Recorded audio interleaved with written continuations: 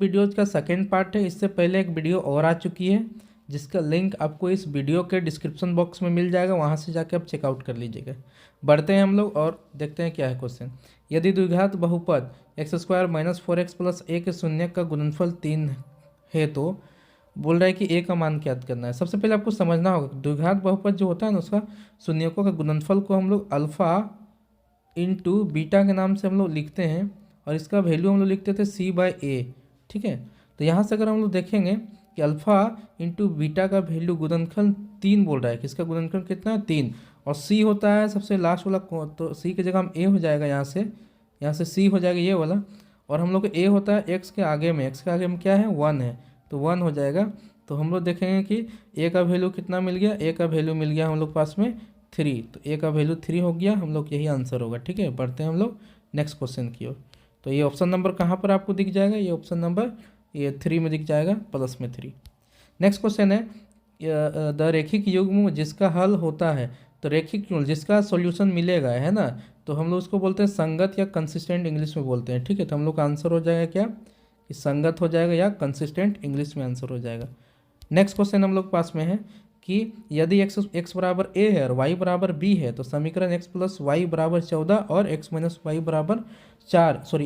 Y बराबर 4 का हल हो, मतलब हल है तो a और b के मान क्रमशः हैं। तो मतलब a और b का मान आपको निकालना है, a का वैल्यू x के बराबर है, b का वैल्यू y के बराबर है ना।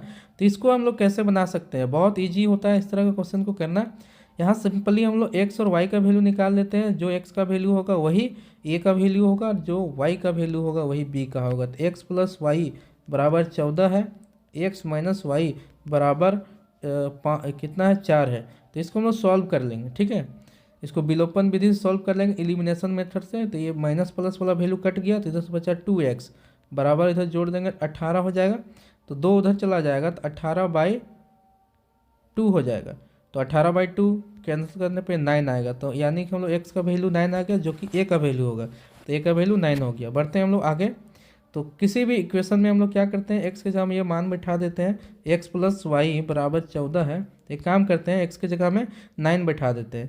तो x के जगह 9 बैठा दिए प्लस वाई बराबर 14, तो y बराबर कितना हो जाएगा, तो 14 पहले से 9 को उधर ले जाएंगे तो क्या हो जाएगा, 14 में से 9 घटाएंगे तो 5, यानी y जो है b के बराबर है, तो b का वैल्यू भी 5 हो गया। यानी x का वैल्यू a के बराबर था तो x का वैल्यू 9 आया, तो a का वैल्यू भी 9 आया।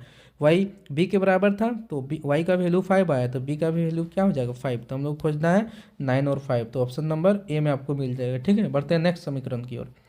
तो नेक्स्ट समीकरण है हम लोग क्वेश्चन है कि समीकरण निकाय 2x प्लस वाई माइनस 6 बराबर 0, 2x माइनस के वाई माइनस 2 इक्वल टू 0 के अद्वितीय हल होने के लिए के का मान बताना है। तो अद्वितीय हल कब प्राप्त होता है, उससे पहले हम लोग ये दोनों इक्वेशन से हम लोग क्या करेंगे, ये दोनों इक्वेशन से हम लोग सबसे पहले एक काम कर लेते हैं कि यहाँ से a1 b1 और c1 का वैल्यू निकाल लेते हैं, क्योंकि वो सारा वैल्यूज का हम लोग उपयोग करेंगे। ठीक है, तो आपको समझना है कि इस वाला इक्वेशन में x के आगे जो होता है उसको हम लोग a1 बोलते हैं, यानी a1 का वैल्यू है 2, और y के जो आगे होता है उसको हम लोग बोलते हैं b1, तो b1 का वैल्यू है 1, क्योंकि y का आगे कुछ नहीं। इसी तरह दूसरा इक्वेशन, इस इक्वेशन में x के आगे जो रहेगा उसको a2 बोलेंगे, तो ये 2 है तो a2 की जगह हम 2, और y के आगे जो रहेगा उसको हम लोग बोलेंगे b2, तो इसके आगे माइनस के है। तो हम लोग कब प्राप्त होता है अद्वितीय, जब a1/a2 का वैल्यू b1/b2 के वैल्यू के बराबर नहीं होता है। तो हम लोग क्या कर सकते हैं कि इसकी जगह हम वैल्यू लगा सकते हैं, तो a1/a2, तो a1 की जगह हम 2 और a2 की जगह हम b2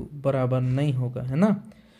b1/b2, तो b1 की जगह हम 1 और b2 की जगह हम माइनस के, तो 2 से 2 कट गया तो कितना बचा 1/-k, तो माइनस के को इधर से गुना कर देंगे। ठीक है, माइनस के को हम लोग क्या करेंगे इधर गुना कर देंगे, या माइनस इधर ही रन देते हैं, के उधर ले जाते हैं, तो के बराबर हो जाएगा 1/-1, यानी कि बचेगा -1। तो ऑप्शन नंबर आपका -1 होगा आंसर। ठीक है, के बराबर के नॉट इक्वल टू -1, तो के बराबर नहीं होगा -1 के।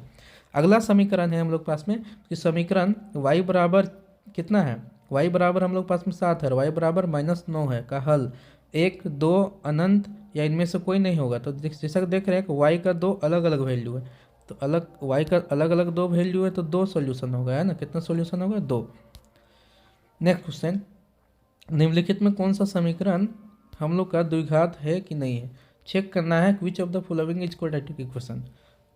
तो कैसे चेक कर सकते हैं हम लोग, बहुत आसानी से इसको चेक कर लेंगे। सबसे पहले हम लोग को देखना है कि a x square plus b x plus c बराबर जीरो के रूप में, यानी द्विघात समीकरण के मानक रूप में, standard form of quadratic equation के रूप में आना चाहिए। तो हम लोग ऐसा देखेंगे कि जिसमें एक्स स्क्वायर नहीं बचता हो, वो सबको सब हटा देंगे तो हम लोग का आंसर ऑटोमेटिक मिल जाएगा। ठीक है, तो हम लोग देखते हैं क्या क्या कर सकते हैं। सबसे स्टार्टिंग करते हैं 1 से। यहाँ पर देख रहे हैं एक्स इंटू एक्स है, एक्स इंटू एक्स करेंगे एक्स स्क्वायर माइनस 3 से गुना करेंगे 3x इक्वल टू उधर एक्स स्क्वायर माइनस 7 हो जाएगा।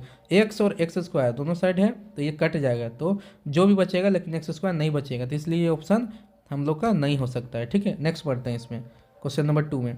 इसमें क्या है, एक्स प्लस 1 का होल स्क्वायर है, तो इसको लिखेंगे ए स्क्वायर प्लस 2ab, तो 2 ए की जगह हम एक्स और 1 के बी की जगह हम 1, तो वही हो जाएगा गुना करने पे, और इसको 1 का स्क्वायर करेंगे तो 1 ही हो जाएगा। इधर एक्स स्क्वायर माइनस 5x, इधर भी एक्स स्क्वायर ये भी कट जाएगा, ये भी ऑप्शन नहीं होगा। ठीक है, यहाँ पर देख लेते हैं, यहाँ भी एक्स स्क्वायर है, तो एक्स स्क्वायर प्लस 1 का स्क्वायर है, मतलब एक्स प्लस 1 का होल स्क्वायर है, तो ए स्क्वायर प्लस 2ab होता है, तो 2 ए की जगह एक्स और बी की जगह 1, तो वो उतना ही आएगा, प्लस 1 का स्क्वायर तो 1 हो जाएगा, इक्वल टू 2 को एक्स है तो 2x माइनस 3 है तो 3 को 2 से तो 6। यहाँ पर देखिए ना, एक्स स्क्वायर बच रहा है, तो यानी हम लोग का यही आंसर हो जाएगा। ठीक है, चाहेंगे तो इसको भी चेक कर सकते हैं, ये भी नहीं होगा, तो ऑप्शन नंबर आंसर क्या होगा हम लोग सही, ऑप्शन नंबर आंसर हम लोग का सही होगा ये 3 है ना, इस क्वेश्चन का 3। ऐसा कैसे हो जा रहा है, ऑप्शन नंबर हम लोग पास में 3 आंसर होगा। नेक्स्ट क्वेश्चन हम लोग बढ़ते हैं। A x square plus b x plus c equal to 0 के दो भिन्न वास्तविक मूल्य कब प्राप्त होते हैं, जब बी स्क्वायर माइनस 4ac का वैल्यू 0 से बड़ा होता है तब, है ना, ये वाला। बोला a quadratic equation a x square plus b x plus c equal to 0 has 2 distinct real roots मिलेगा, डिस्टिंक्ट अलग अलग, तो ये वाला फॉर्म है। 2 इक्वल रूट्स मिलता है जब ये होता है, और जब कोई 9 रूट्स मिलता है जब ये होता है। ठीक है, 0 से बराबर हो जाता है। आंसर अभी क्या होगा हम लोग का, b square minus 4ac not मतलब greater than 0, option number c होगा। ठीक है, बढ़ते हैं नेक्स्ट क्वेश्चन की ओर।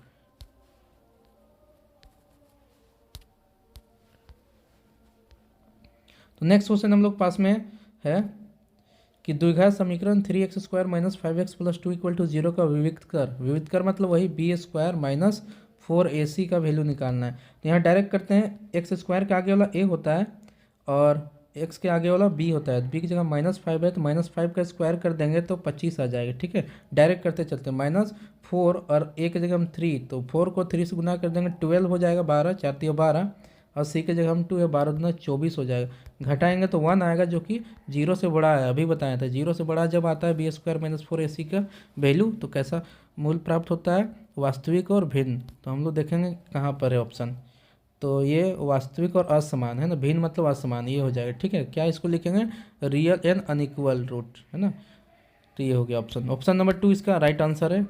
क्वेश्चन नंबर नेक्स्ट हम लोग बढ़ते हैं। तो इतना ही क्वेश्चन आज करेंगे। ठीक है, 18 तक हम लोग कर लिए।